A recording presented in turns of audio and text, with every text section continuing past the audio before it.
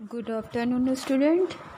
कल आपने पढ़ा कुछ प्रॉब्लम्स कि किसी फंक्शन को एनालिटिक दिखाने के लिए क्या क्या किया जा सकता है। उस पे कहीं किसी पॉइंट पे वो फंक्शन एनालिटिक है तो आपने दिखा दिया कि वो डिफरेंशिएबल है, अगर डिफरेंशिएबल नहीं है तो वो फंक्शन एनालिटिक नहीं है। इस तरह के कुछ और भी एग्जाम्पल्स दिए होंगे किताब जिन बच्चों को लेना होगा वो वंदना प्रकाशन, चाहे नीलकमल प्रकाशन, जिसका भी कॉम्प्लेक्स का मिल जाए, चाहे कृष्णा प्रकाशन, वो खरीद सकते हैं। आज का जो टॉपिक है आपका कॉन्जुगेट फंक्शन, आज इस चैप्टर का लास्ट टॉपिक है। इसके बाद हम आपको इंटीग्रल ट्रांसफॉर्म पढ़ाएंगे।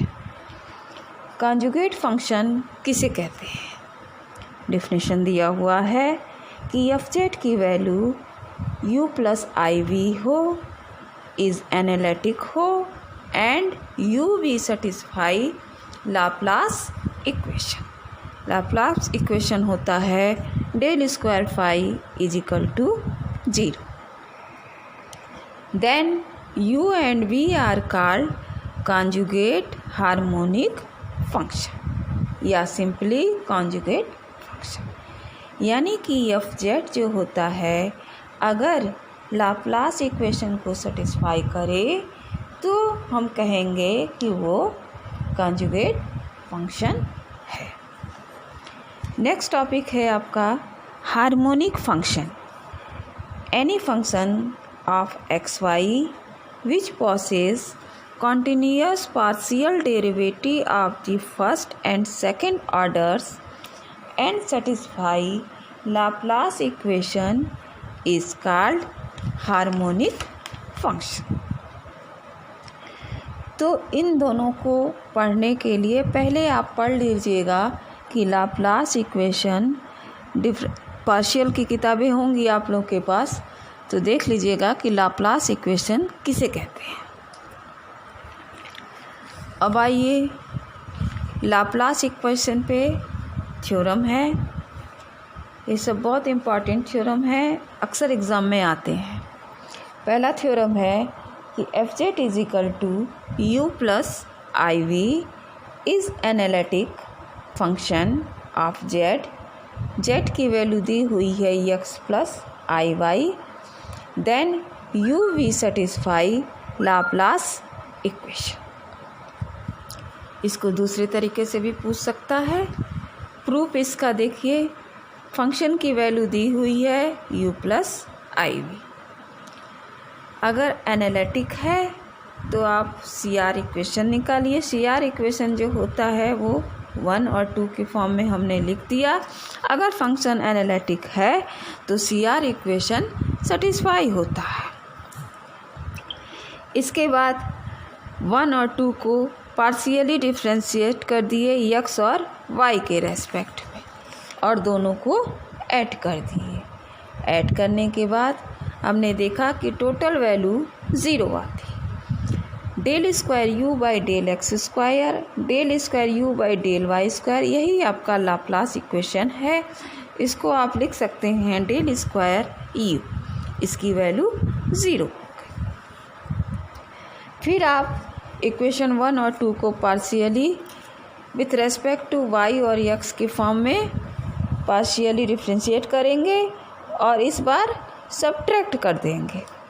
तो देखिएगा इसकी वैल्यू फिर 0 आ रही है, आपको मिल जाएगा del square V is equal to 0। यही आपको प्रूव करना था कि वो लाप्लास इक्वेशन को सेटिस्फाई करे। और लाप्लास इक्वेशन कहता है कि टोटल वैल्यू 0 होनी चाहिए। नेक्स्ट प्रॉब्लम है show that the function F Z is equal to E to the power minus Z minus 4।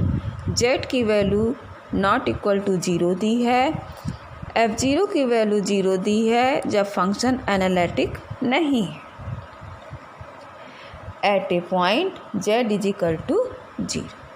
इसके बाद दिया हुआ है although C R equation are satisfy at the point how would you explain this, आपको इसको last में explain करना है। सबसे पहले आप CR इक्वेशन दिखाइए कि सेटिस्फाई हो रहा है। W की वैल्यू हमने इस फॉर्म में ले ली, सारी वैल्यू हम निकाल दे रहे हैं यहाँ पे। CR इक्वेशन को सेटिस्फाई करने के लिए चारों वैल्यू निकाल के दिखा दीजिए कि ये आपस में बराबर हो रहा है कि नहीं हो रहा है। अगर ये बराबर हो जाता है तो आप कह देंगे कि CR इक्वेशन सेटिस्फाई हो रहा है। सेकेंड पार्ट में आप प्रूव करेंगे कि फंक्शन एनालिटिक नहीं है z = 0 पे। फिर आप z टेंडिंग टू 0 पे fz की वैल्यू लिमिट के उस पे निकालिएगा। आप देखेंगे कि लिमिट एग्जिस्ट नहीं कर रहा है।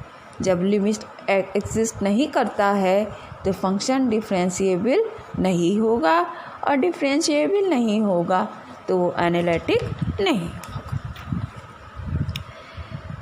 थर्ड फॉर्म में आप दिखाएंगे इसका explanation. The function is analytic at z = 0। कह रहा है कि फंक्शन एनालिटिक तभी होगा z = 0 पे जब वो CR इक्वेशन को सेटिस्फाई करे z = 0 पे, और ये चारों वैल्यू आपकी continuous. Here the first one is satisfy, यानी पहला तो आप सेटिस्फाई कर रहे हैं, लेकिन दूसरा कंडीशन सेटिस्फाई नहीं हो रहा है क्योंकि फंक्शन एनालिटिक नहीं है। इसलिए ये तीनों कंडीशन आप मिला दीजिएगा, आपका ये एग्जाम्पल प्रूव हो जाएगा। और भी प्रॉब्लम्स हैं जो आप देख लीजिएगा। अगर आपको नहीं समझ में आएगा तो हमसे कांटेक्ट कर लीजिएगा। इसके बाद अपना नोट बनाते रहिए, और पहला चैप्टर आपका ख़त्म हो गया। नेक्स्ट चैप्टर हम आपको पढ़ाएंगे इंटीग्रल ट्रांसफॉर्म।